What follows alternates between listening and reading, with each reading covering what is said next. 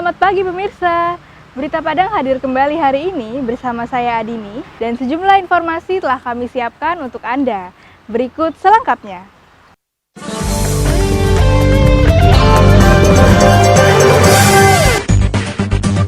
Seorang pejabat di Dinas Kesehatan Provinsi Sumatera Barat sembuh dari COVID-19. Sang pejabat ini menjadi pasien tanpa gejala dan dinyatakan positif setelah melakukan swab test hari Jumat. Pejabat ini mengatakan bahwa menjaga kesehatan secara ketat adalah kunci terbebas dari virus mematikan itu. Saat kondisi perekonomian yang sulit seperti saat sekarang, ternyata masih banyak warga masyarakat yang berhati mulia. Di Nagari Malala, Kabupaten Agam, ratusan keluarga menolak menerima bantuan beras yang dibagikan pemerintah. Alasannya, saat sekarang mereka masih mampu dan berharap beras tersebut dibagikan kepada orang yang lebih membutuhkan. Meski secara kasat mata warga yang menolak bantuan itu kesehariannya jauh dari kata cukup. Pemerintah Provinsi Sumatera Barat menerapkan pembatasan orang secara selektif di seluruh perbatasan darat dengan provinsi tetangga. Pembatasan selektif dilakukan di 9 titik perbatasan darat Sumbar. Salah satunya di daerah Lunang Silaut yang merupakan perbatasan Sumbar dengan Bengkulu.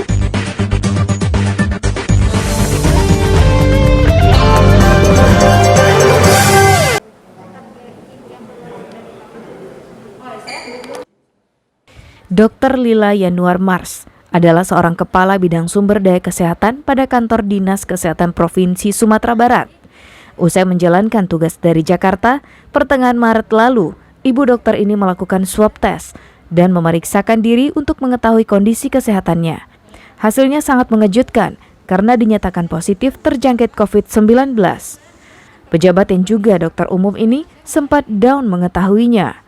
Namun dirinya mengaku tidak mengalami gejala ataupun penyakit yang biasa dirasakan oleh penderita COVID-19 lainnya, seperti demam, batuk, ataupun sesak nafas. Namun semenjak dinyatakan positif, sang dokter memilih mengisolasi diri secara mandiri dan menjaga kondisi kesehatannya secara ketat. Keluhan COVID ini mulai dari tidak ada gejala sama sekali sampai gejalanya memang ringan. Saya tidak pernah demam, tidak batuk, tidak pilek, tidak sakit kepala, tidak ada gejala apapun gitu.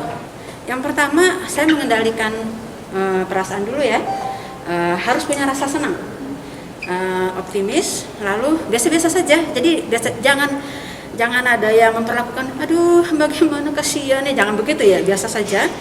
Lalu yang kedua, saya kebetulan memang saya sudah mempelajari juga apa-apa tahapan-tahapannya. Yang jelas, yang pertama itu adalah istirahat yang cukup. Kemudian makanan harus ekstra multivitamin, terutama vitamin C sama vitamin E. Kemudian berjemur. Saya jam-jam 7 itu keluarga saya suruh masuk, saya yang berjemur. Pertanggal 11 April 2020, 44 orang warga Sumatera Barat dinyatakan positif mengidap COVID-19. 7 orang dinyatakan sembuh. 15 orang dirawat di rumah sakit, 19 orang melakukan isolasi mandiri di rumah masing-masing, dan 3 orang meninggal dunia. Sedangkan dari 151 warga yang berstatus pasien dalam pengawasan, 98 orang dinyatakan negatif terpapar COVID-19, 27 orang dirawat di rumah sakit, dan 26 orang melakukan isolasi mandiri. Lebih 5.000 warga Sumatera Barat berstatus orang dalam pemantauan. 1.000 orang masih dalam pemantauan, sedangkan sisanya sejumlah lebih dari 4.000 orang telah selesai proses pemantauan. Arsad Kusnadi melaporkan dari Padang.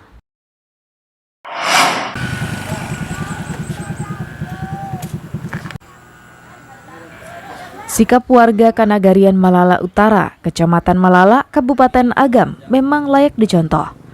Sebanyak 130 kepala keluarga yang tercatat sebagai penerima bantuan dampak COVID-19 mengembalikan bantuan yang diterimanya kepada aparat nagari setempat hari Jumat. Alasan mereka, masih banyak warga yang lebih berhak menerima bantuan daripada mereka. Seperti yang dilakukan oleh Mak Opet, nenek 74 tahun ini, meski hidup sederhana sebagai petani, dengan ikhlas dirinya mengembalikan bantuan beras yang diterimanya.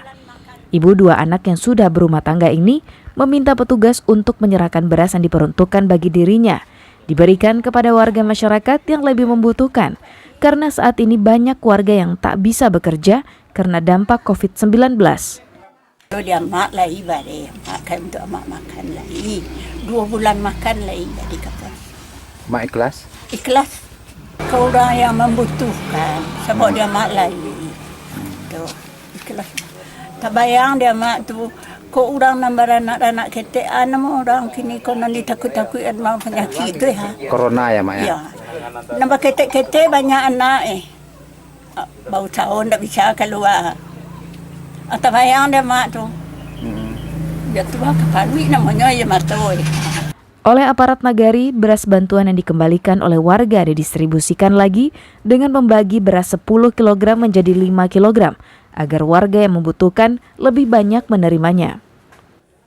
Alhamdulillah di Nagari Malala Utara, Kecamatan Malala, warga yang memberikan bantuan dari data DTKS yang ada sebanyak 130. Rasanya sebagian besar dari masyarakat kita berbagi bukan karena mereka sudah mampu, tetapi mereka berbagi karena punya rasa sosial. Menurut catatan kantor Wali Nagari Malala, ada sebanyak 340 kepala keluarga penerima bantuan beras dari pemerintah sebagai warga yang terdampak COVID-19. Namun karena adanya pengembalian, hanya 210 kepala keluarga yang menerimanya. Eki Rafki melaporkan dari Kabupaten Agam.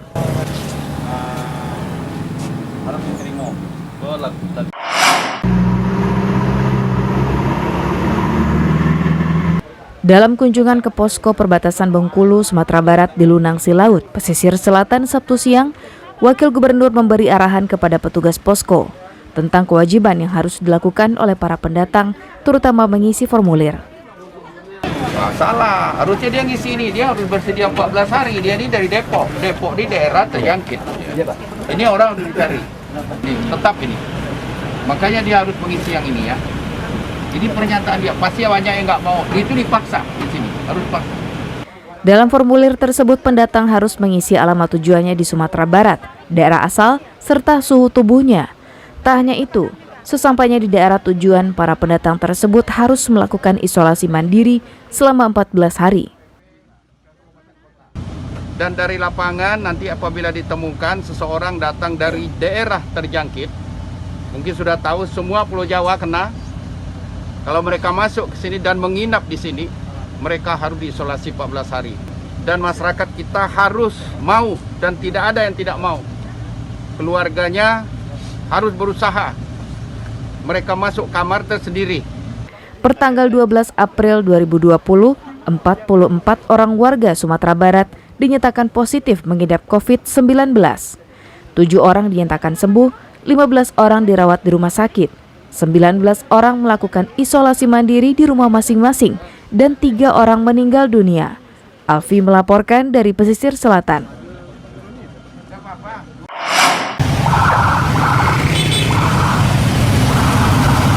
Pemerintah Kota Payakumbuh tak henti-hentinya mengingatkan warganya untuk menggunakan masker, mencuci tangan, serta selalu memeriksakan dirinya ke puskesmas atau rumah sakit jika mengalami gejala seperti penderita COVID-19.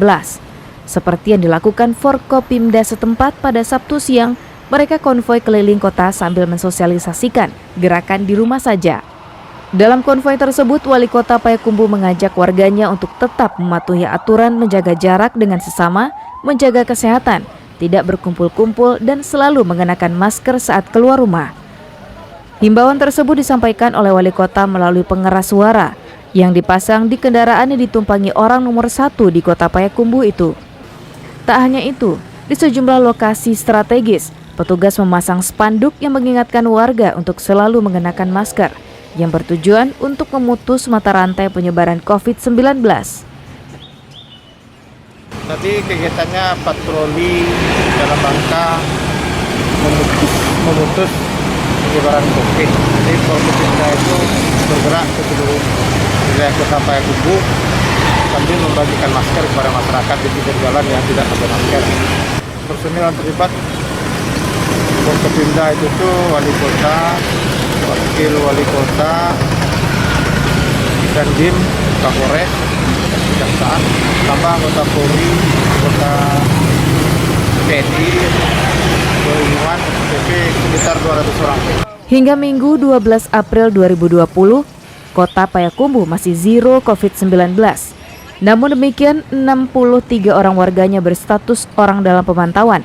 3 orang warganya yang berstatus pasien dalam pengawasan dinyatakan negatif COVID-19 setelah Laboratorium Universitas Andalas memeriksa swab warga tersebut. Sedangkan hasil monitoring COVID-19, hampir 1.000 orang warga Kota Payakumbuh berstatus orang dalam pemantauan dan mereka diwajibkan melakukan isolasi mandiri di rumah masing-masing. John Apendi melaporkan dari Payakumbuh.